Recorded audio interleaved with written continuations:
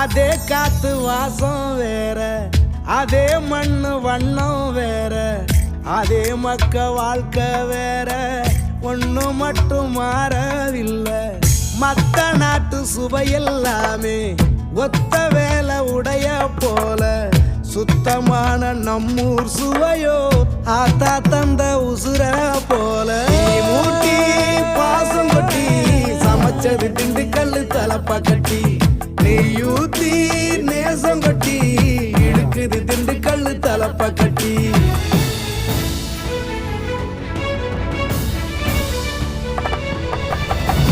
மூட்டி பாசம் கொட்டி சமைச்சது திண்டுக்கல் தலப்பா கட்டி, நெய்யூத்தி நேசம் கொட்டி படைச்சது திண்டுக்கல் தலப்பா கட்டி.